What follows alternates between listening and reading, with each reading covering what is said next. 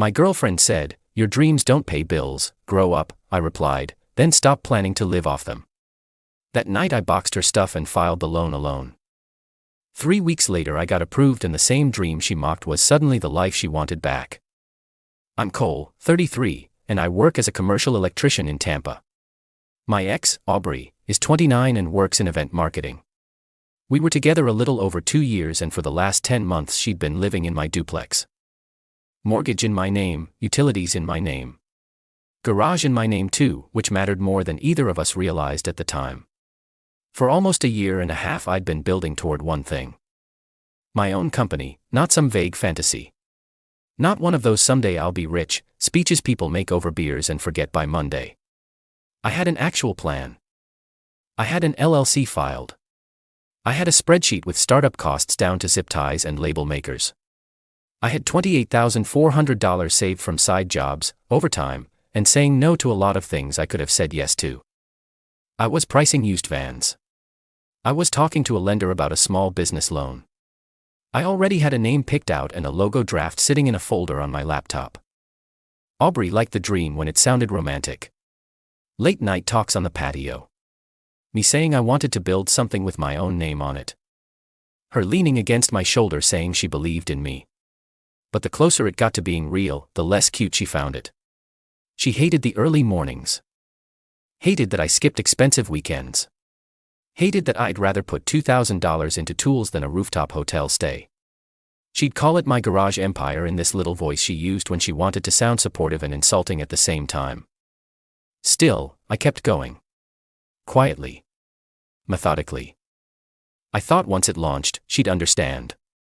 That was my mistake. The night it ended, we were at a steak place in Hyde Park with her friend Kelsey and Kelsey's boyfriend, Drew. Nothing dramatic at first. Normal dinner. Normal conversation. Then Drew asked how my business thing was coming along and I said I'd gotten a conditional approval from the lender. Just needed one more document packet and proof of insurance quotes. I wasn't bragging. I was actually excited. I'd been working toward that moment for months. Kelsey smiled and said, "That's huge." Aubrey laughed. Not a nervous laugh. Not a quick little slip. A real laugh. Leaned back, wine glass in hand, amused with herself. Then she said, "Your dreams don't pay bills. Grow up." The table went quiet. I looked at her. She kept going. She said, "Seriously, Cole, you're 33. At some point this little dream has to stop being everybody else's problem. We can't build a real life around your garage fantasy. Everybody else's problem." That part stayed with me. Because I paid the mortgage. I paid the power bill. I paid for the insurance on the place. The groceries most weeks. The repairs. The internet. The lawn guy. Half the dinner she posted like we were living some perfect life. Aubrey chipped in here and there, sure. But she had never once carried the weight of my dream. She just expected a front row seat if it worked. I set my napkin down and said, "Then stop planning to live off them." I didn't raise my voice. Didn't lecture. Didn't ask what she meant. I just stood up, put cash on the table for my food, and left. By the time I got to my truck, she was calling. I let it ring. Then the text started. "Come back. You're being dramatic." I was joking. "Don't embarrass me in front of people like this. Cole, answer me." I drove home. And for the first time in months, everything felt simple. At the house, I went straight into motion. Closet first. Dresser second. Bathroom after that. I packed her clothes into 4 suitcases, folded and clean. Shoes in 2 tote bags. Makeup and skincare in a plastic bin. Laptop stand, hair tools, candles, those decorative pillows that serve no purpose except taking up space, all of it. I even packed the framed print she'd hung in my hallway that said "Dream Bigger" in gold letters. I almost laughed when I took it off the wall. By 11:30, everything she owned was lined up in the garage beside the door. I left one note on the kitchen counter. "You were right about one thing. Bills matter. So does respect. Your things are packed. Pick them up by Saturday at noon. After that, I'll put them in storage and send you the bill. Cole then, I sat down at my table, opened my laptop, and uploaded the final documents to the lender. No speech, no revenge montage, just paperwork. Aubrey came home around midnight and used her key like nothing had changed. She saw the suitcases first, then the note. Then me sitting at the table finishing the insurance form. She stared at everything and said, "Are you serious?" I said, "Very." She switched fast. Anger first. Said I was insane. Said I was overreacting. Said I was proving her point by acting unstable over one comment. Then tears. Then the softer voice, the one meant to sound reasonable. "Cole, you know I didn't mean it like that."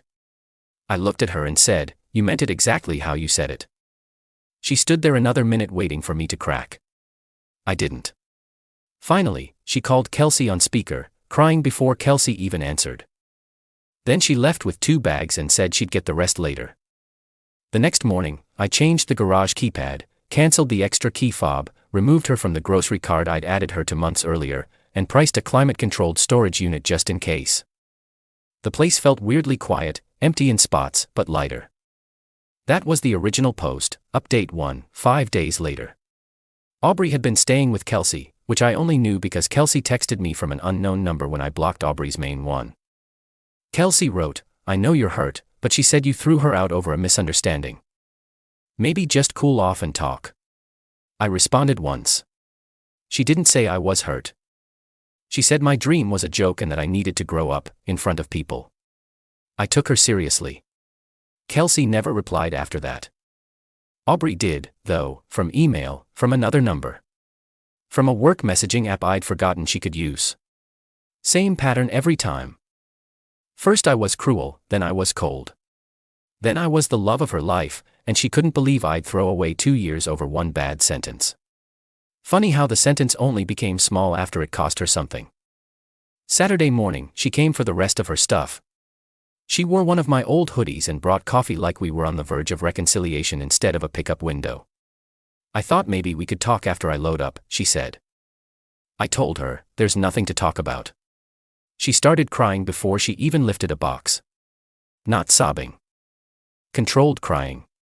The kind where the tears are real enough to photograph. She said she'd been stressed. Said Kelsey and Drew had been fighting all week and she'd taken that energy into dinner. Said she was scared of my business because if it failed, it would change both our lives. I said, "You don't get to insult me and then call it fear." Then she hit me with the line that told me everything. "I always thought once it worked, we'd both be okay." There it was. I asked her if she hurt herself. She got quiet. Her brother Mason had come with her to help load things and even he looked uncomfortable. He hadn't said much up to that point, just hauled boxes. But when she kept pushing, he finally said, "Aubrey, let it go." I noticed that.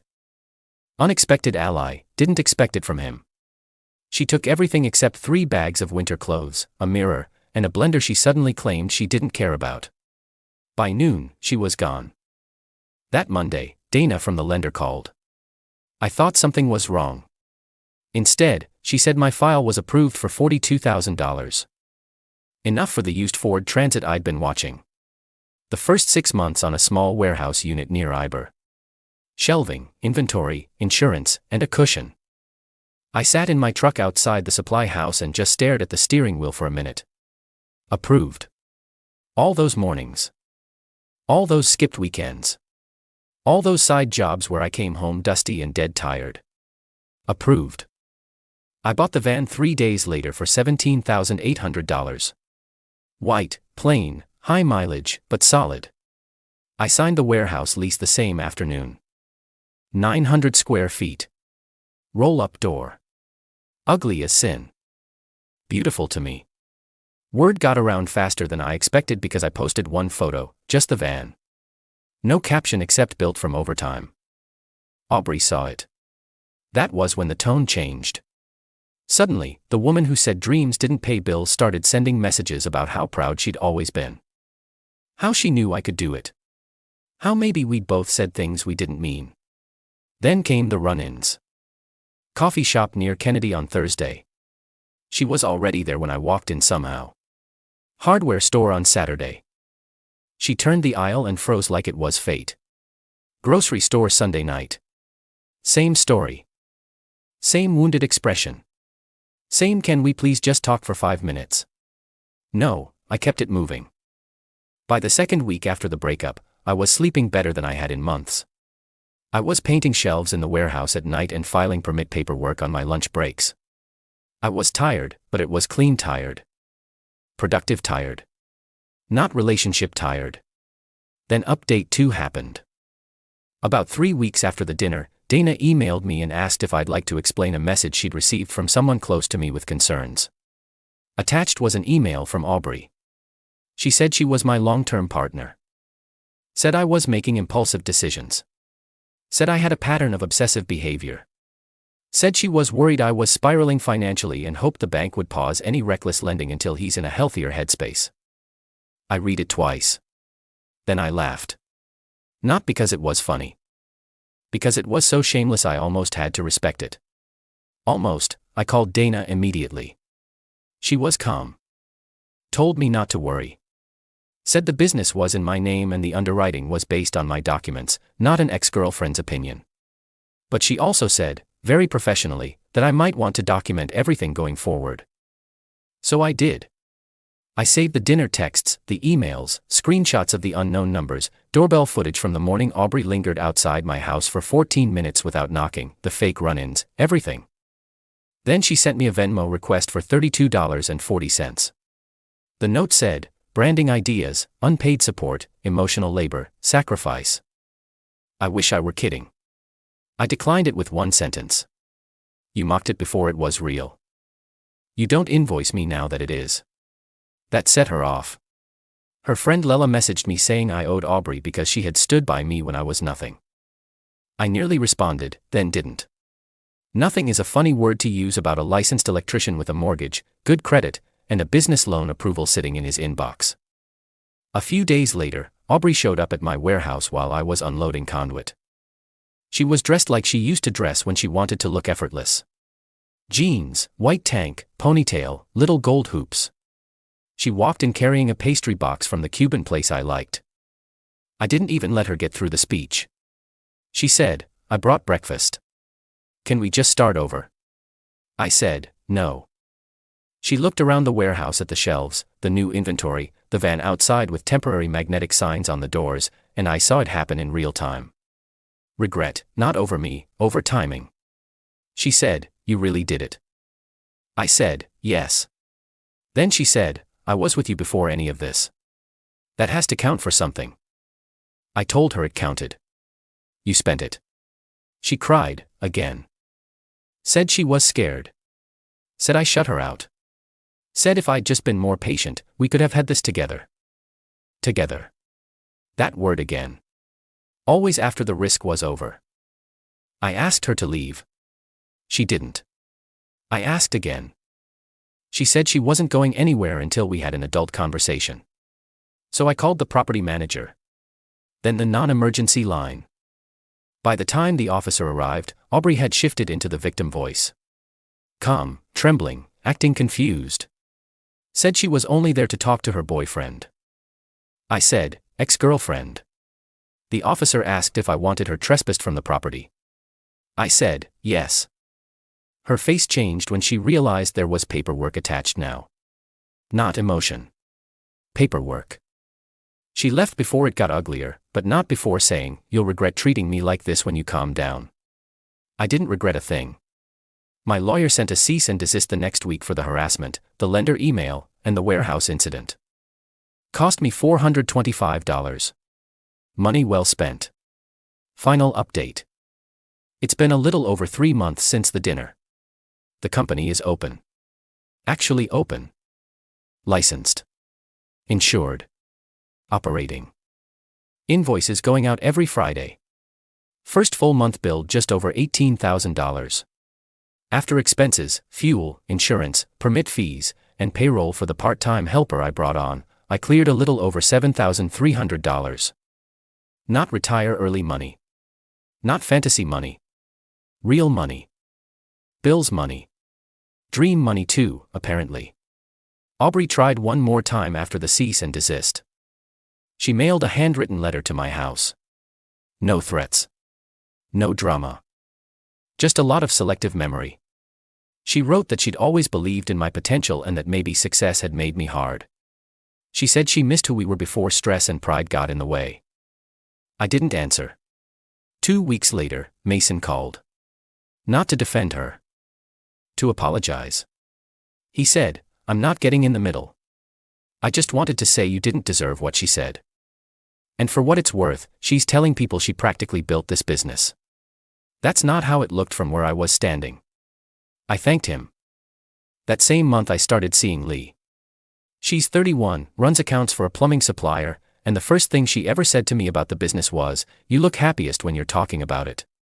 That was it. No eye roll. No little smile. No hidden insult dressed like realism. Just observation. Support. Peace. Aubrey heard about Lee through mutual friends and apparently lost her mind a little. Leela sent one final message saying it was crazy how fast I'd moved on. I blocked her too. People always call it moving on too fast when they expected you to stay available for their version of the story. The last real thing I heard was through Kelsey. Ironically enough, Aubrey had started telling people I used her for emotional support and discarded her once the business launched. Kelsey, to her credit, finally corrected it. She texted me that she'd seen the original messages now and understood why I left dinner. She said she should have asked questions before taking sides. That mattered more than I thought it would, not because I needed vindication. I had the warehouse, the van, the customer list, the invoices, the quiet house. I had all the proof I needed, but because lies get heavy when enough people help carry them. The house feels different now, better. My hallway is blank except for one framed business license. The garage has parts and ladders in it now, not decorative storage benches Aubrey found online and wanted me to build for free. My table has bids spread across it at night. Sometimes Lee brings takeout and sits there doing her own work while I finish estimates. It's calm. No performance. No pretending. That's the thing I learned. Some people love your dream most when it's still small enough for them to mock, because as long as it stays small, they stay bigger. They can joke about it, manage it, position themselves above it.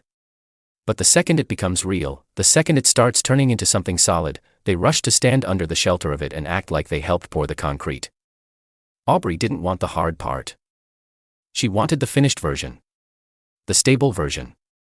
The version with invoices and momentum and maybe one day a beach trip she could post about captioning how proud she was. She wanted the reward of belief without ever doing the believing. That's what her sentence really exposed. Your dreams don't pay bills. Grow up. What she meant was stop building a future I can't control yet. She was wrong. The bills are getting paid. The lights are on. The van is mine. The warehouse is mine. The peace is mine too. And the best part is so is the dream.